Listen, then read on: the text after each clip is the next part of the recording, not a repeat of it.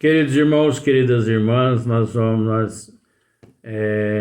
íamos gravar o anterior, seria o último, mas nós vamos gravar mais um vídeo. Esse é o último de hoje, que seria o sexto vídeo. Esse é o sexto vídeo. É o direito das pessoas, vídeo 376, princípio espiritual. Então você percebe que você vai deparar com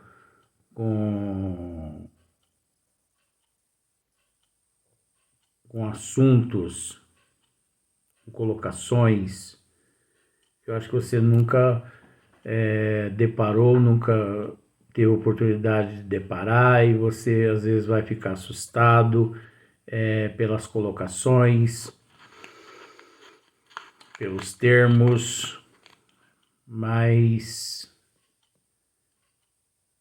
pode ter certeza de que em momento algum, falando-se mal dessa ou daquela denominação religiosa. Acontece que algumas denominações religiosas aqui na Terra, desde o princípio, elas, ao deparar-se com um estado de ignorância da humanidade, o anticristo, eles realizaram uma lavagem cerebral e eles procuraram manter esses adeptos no cabresto. Então, muitas seitas religiosas causaram muitas arbitrariedades, assistidos e apoiados até pelos teólogos, assistidos e apoiados até pelos cientistas, alguns. Então, a arbitrariedade de algumas religiões foram e continua sendo tão grande que a lavagem cerebral que realizaram nos adeptos foi tão grande que 2023 a maior seita religiosa ainda detém 64% dos adeptos no mundo todo. Porque esses 64%, quem os sustenta é o anticristo. E nós sabemos que o anticristo é aquele que interfere nos dogmas das leis do Criador, justamente para que a alma, o espírito, ele não consiga, de certa forma, evoluir. Então, não vou dizer que isso sempre me revoltou e que me revolta, não é por esse lado, mas é inadmissível pagar curso de casamento, pagar batismo, pagar casamento, pagar missa, pagar para celebrar missa para os mortos, oferendas e mais oferendas. Então isso aí é obra do anticristo, porque Deus não precisa de dinheiro. Deus não precisa de dinheiro. Nosso Senhor Jesus Cristo, ele não tinha sequer um travesseiro para encostar a sua cabeça nas andanças que fazia em Cafarnaum. Quantas vezes o mestre foi visto deitado no pé de uma árvore frondosa, com a cabeça encostada em uma pedra?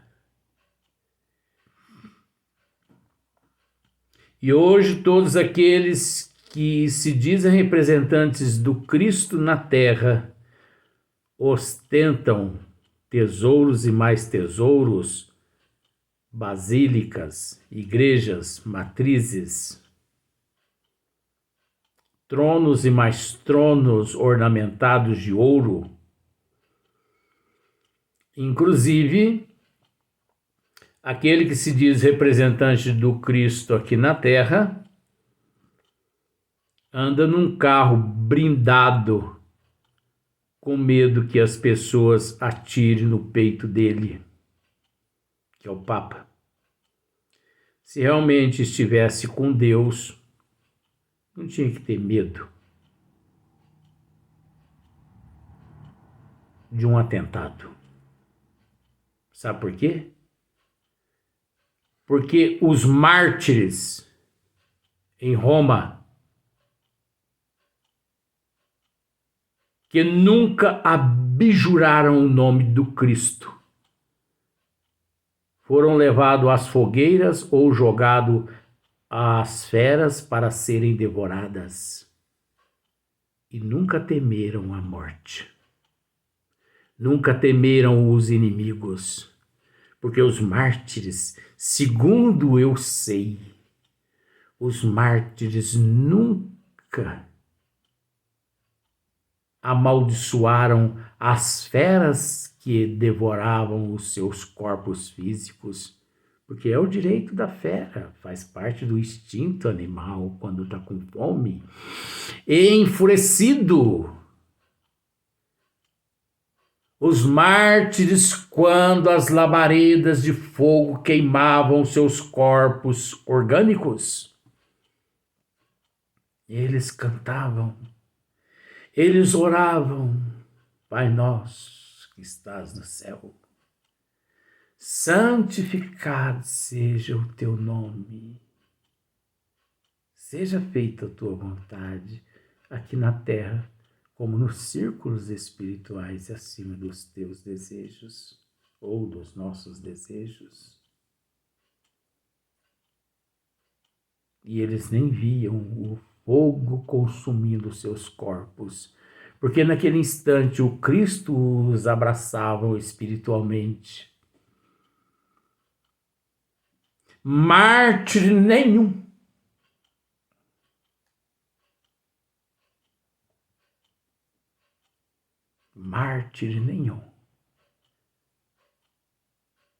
teve medo da morte. E o mártir que disser, eu tenho medo da morte, ele não é mártir, ele é um crápula. E quem são os mártires hoje do Cristo que se encontra na terra?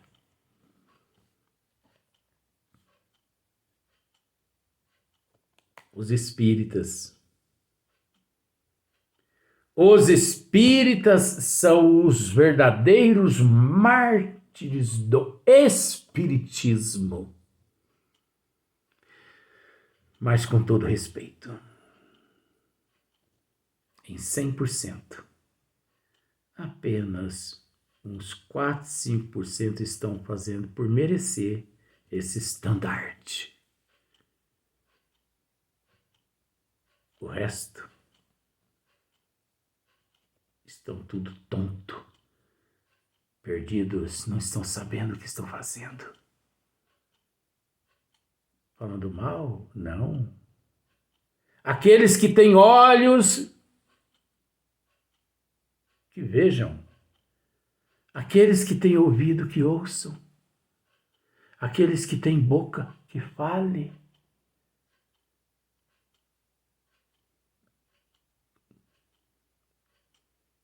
mas 96, 95% dos espíritas que se dizem espíritas encontram-se emudecidos. E quando não emudecidos, inspirados pelas trevas, na busca do misticismo, do charlatanismo, do esoterismo, do exótico. Isso não é espiritismo.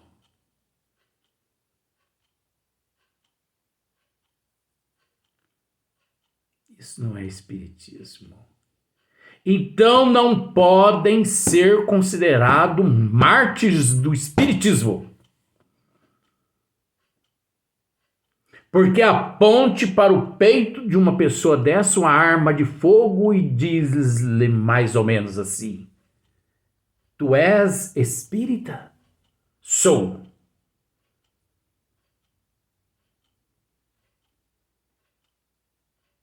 Aceitas morrer nesse exato momento pelo espiritismo?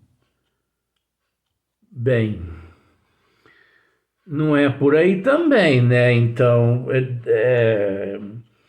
eu tenho 4 filhos, eu tenho minha família, minha esposa, meu marido, eu tenho meus bens materiais,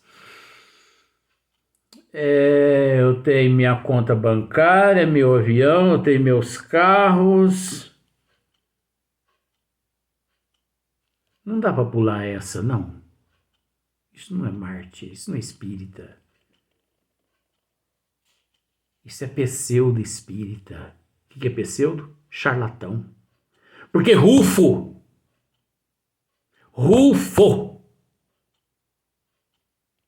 no livro Ave Cristo, se você não estudou o Ave Cristo, estude-o. Romance, os 5 romances de Emmanuel, há 2000 anos, 50 anos depois. Ave Cristo e Renúncia, e Paulo Estevão. Rufo, um escravo, casado, pai de 2 filhas, escravo numa fazenda. Não vou descrever tudo, porque eu podia descrever detalhes. Escravo em uma fazenda, onde os patrões detestavam o cristianismo.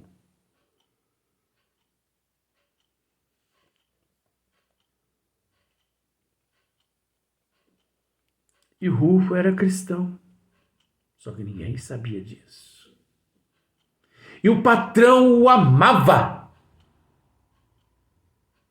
porque ele era obediente, educado, um espírito nobre.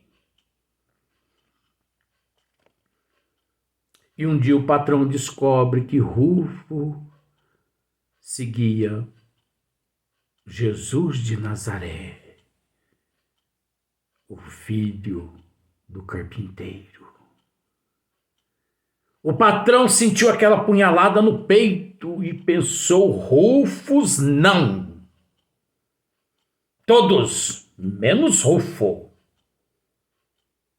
Só acredito se ele me disser. Até então não acredito em ninguém. Olha a confiança que o patrão tinha nele. Rufo. Traga-me Rufo aqui. Pois não, senhor. Rufo, fiquei sabendo que você é um dos seguidores do cristianismo, do Nazareno.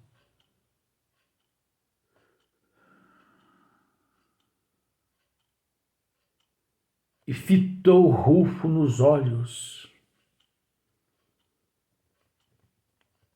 E o Rufo calado.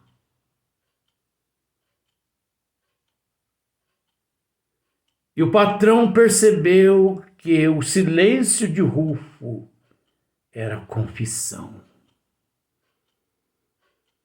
Mas para não humilhar o ouvido do patrão, ele preferiu ficar calado. Olha que espírito nobre. Para não ferir o ouvido do patrão, ele preferiu ficar calado.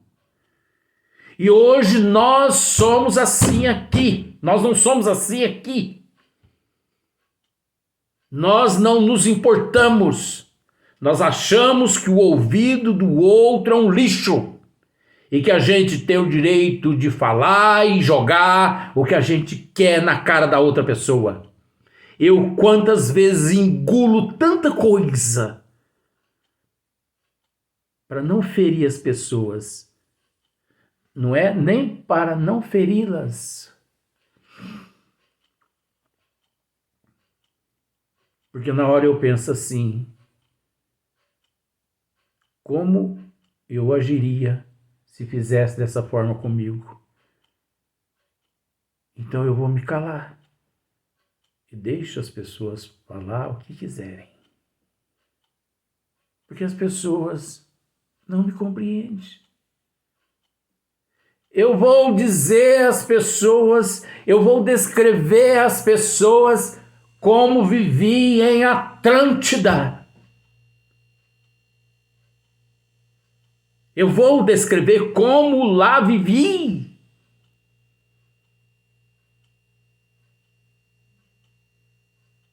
No Egito, na Lemúria, em Roma, nos essênios. Eu vou dizer que fui nos essênios, criado 150 anos do Cristo, antes do Cristo. Vai entrar no ouvido aqui, sai aqui no ouvido das pessoas. Vai adiantar alguma coisa? Vai adiantar?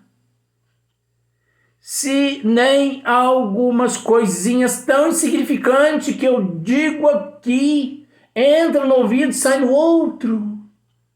Quanto mais se eu começar a descrever Atlântida, que fiz lá, que fui lá, que papel exerci lá.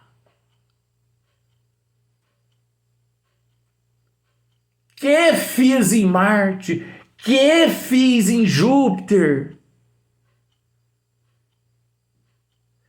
Por que vim para cá? Por que fui para a Capela? Por que de Capela fui para Órion? Por que de Órion vim para cá? Tem um porquê que eu estou relatando tudo isso. Final de batalha não é brincadeira. Há um preço, mas vale a pena pagar.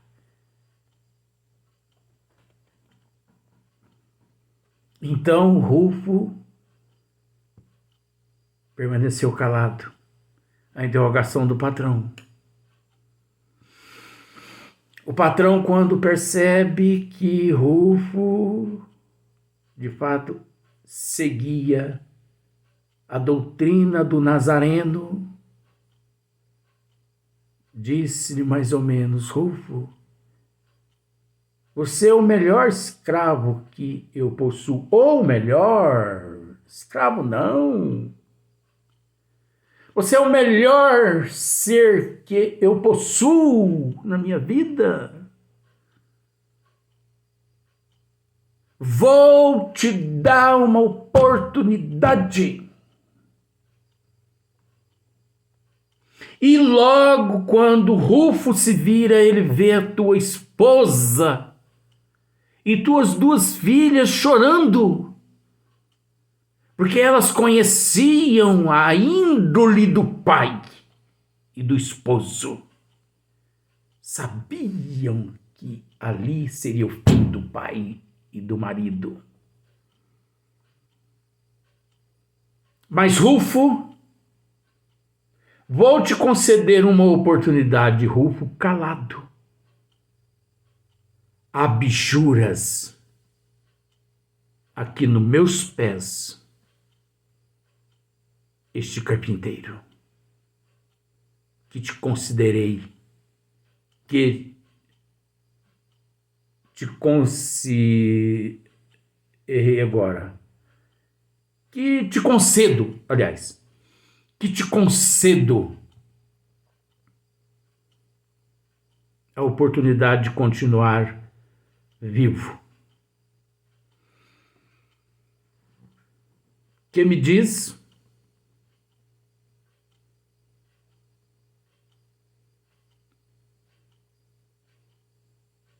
Eu não posso abjurá-lo, Senhor. Eu o conheço. Se eu não o conhecesse, eu o abjuraria. Mas eu o conheço. Se eu não o conhecesse, sim, mas eu o conheço. Ele é fato, Senhor. Ele é verdadeiro, Senhor. Cala-te! Fulano, Cicrano, Bertano, pegue os melhores alazão que possuo na fazenda. Ata os pés de Rufo e suas mãos no lombo desses alazão e solte na invernada. Esse é o preço por seguir esse carpinteiro. Mas antes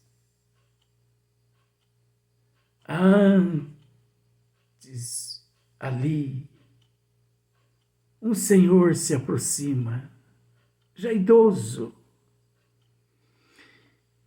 e cochicha no ouvido de Rufus. Rufo, meu filho,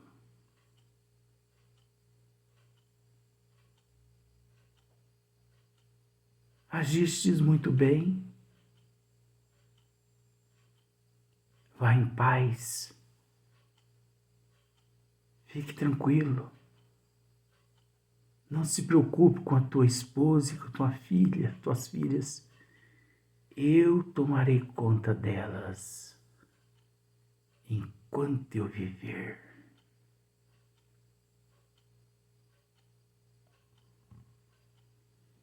Daquele momento em diante, uma semana depois, pedaços do corpo de Rufo era encontrado pelas invernadas afora, onde os animais ferozes passavam correndo com aquele corpo atado, sendo despedaçado. E em pranto a esposa abraçou aquele senhor idoso, e aquelas filhas o abraçou, e ele as conduziu até um local onde ele sustentou elas até quando ele deixou o corpo físico. Quem é Rufo hoje, atualmente? O professor Eurípides Barçanufo. Quantas vezes esse ser deu o teu corpo físico pelo Mestre. O que é o físico? Não é nada perante a grandeza do magnânimo. Não é nada. Negar o Cristo por aquele patrão, ou por aquela esposa, ou por aquelas filhas. Para quê? Por quê? Se todos somos imortais? E se depois desta, numa outra, toda havemos de nos reencontrar? Como nós já nos reencontramos?